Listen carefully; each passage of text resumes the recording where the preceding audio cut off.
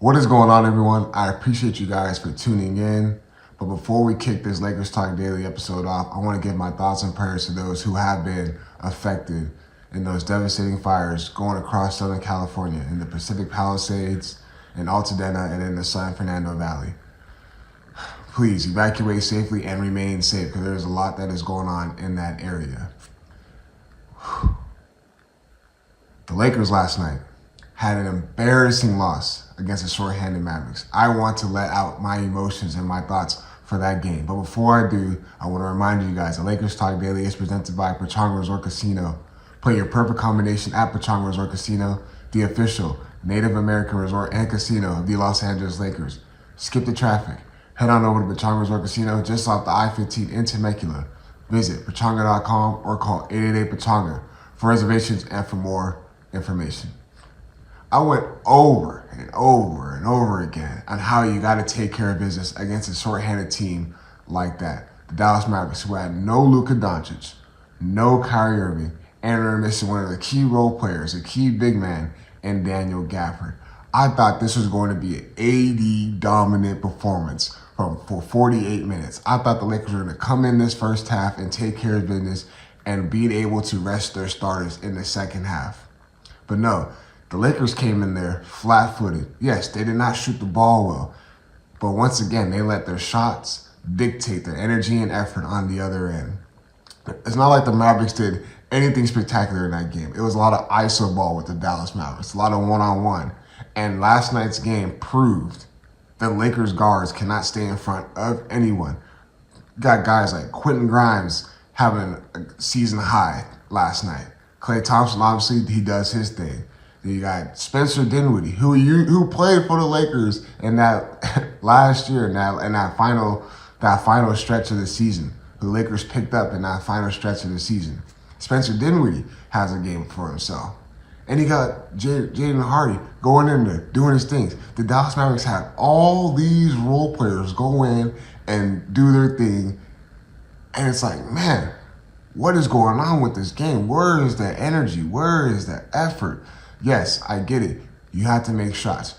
And then people last night in the post-game show, they made comments in regards to JJReic, the post-game show with Beto Duran. You guys got to tune into that. It is great. It is phenomenal. You guys should be tuning into that after every Lakers game. But it's like, man, people are calling him. They're like, what's going on with JJReic? He looks so disappointed. He looks really, really frustrated. And it's like, yes, he should be frustrated. He should be upset with what the product has been out there with this Lakers team. You acquire two guys, in Dorian Finney-Smith and Shake Milton, and you expect them to trend towards the right direction. And you got a game where you got to be able to take care of business because, as I mentioned in the last episode, this is a kind of a cupcake schedule for the Lakers when you look at it. They got the Hornets tomorrow night, then you got the Spurs twice, got the Brooklyn Nets, a Miami Heat team who is really dysfunctional right now. And it's like, you lose a game like that to the Dallas Mavericks. You lose a game like that to Dallas Mavericks who don't have their two star players. And you get embarrassed. Yes, so at halftime, they're down by 5, correct? Lakers were down by 5 at half. And they ended that first half on a really, really bad note. Those last 2-minute stretches where Dallas Mavericks ended up pulling away and Klay Thompson got 3 open looks and Spencer Dinwiddie gets right to the basket, you saw the energy when the Lakers went into that locker room. And in the second half, flat-footed, 50-50 balls. Guys getting after the 50-50 balls for the Mavericks, getting second chance opportunities. How many times we're going to see Laker guys just stand and watch a guy catch a ball, shoot a wide open three-pointer? The Mavericks end up getting the lead up to 15. They won the game by 21 points. Come on, man. Come on. Like, you lose a game without those two guys, their star players. That is unacceptable. That is an embarrassing loss. And everyone last night's post-game show is saying, yeah, this might go down as the most embarrassing loss for the Lakers. The most embarrassing loss for the Lakers this season. And it's shown, man, this team needs help. This team needs help. If they want to compete for a title, they got to get help. They have to get someone to go in there, and they got to be able to put teams like this away. This team is going to need help if they want to make a run, even think about even contending for a Western Conference championship. This team needs help because last night's performance was unacceptable whatsoever. I just cannot, I couldn't even watch the product that was even being put out there. They're too LeBron reliant, and I get it. It sucks to say that, but even LeBron had stretches in that game where he looked relaxed, comfortable on defense, getting blown by, and then led to turnovers on the other end, live ball turnovers. Mavericks go down. How many times are you going to see them get a 4-on-3 break, 3-on-1 break, 2-on-1 break? Mavericks were getting out and running. Guys were coming in and out of the lineup, being able to plug and play, and these guys look non-existent out there. I get it. Losses like this, they do come. They do happen. But not a loss like that. Don't lose by more than 20 points. That's just, especially when, again, cannot stretch enough, cannot emphasize enough, without their 2-star players. Lakers got to go back, look at the film, look at what they're doing wrong. Honestly, they probably don't have to go back and look what they did wrong because they know what they did wrong. No energy, no effort. That's unexplainable. JJReic can keep on putting you guys in the right spots, the X's and O's. Offensively, put you guys in the right spots. You guys got to be able, the Lakers got to be able to execute offensively. Defensively, you can be in the right spots, but you got to want to play defense. You got to want to be in there and be gritty and tough. LeBron says we need that little bit more of an edge. Be gritty, be tougher.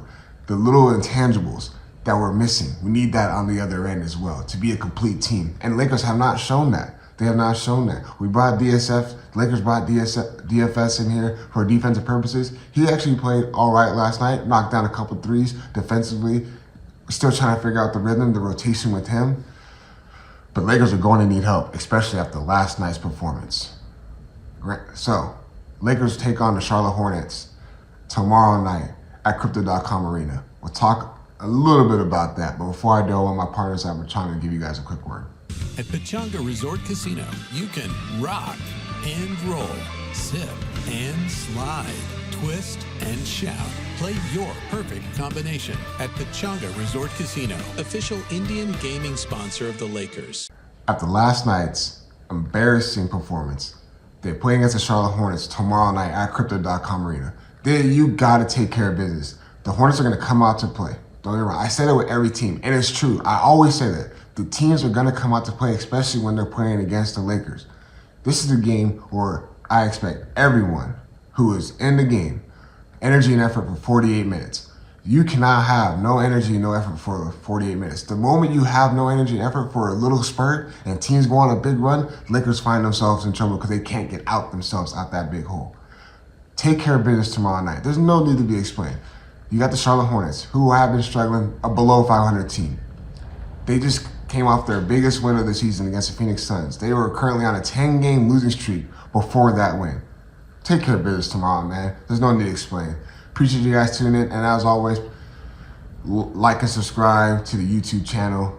But again, to those of you who have been affected by those devastating fires in Southern California, please remain safe and evacuate safely.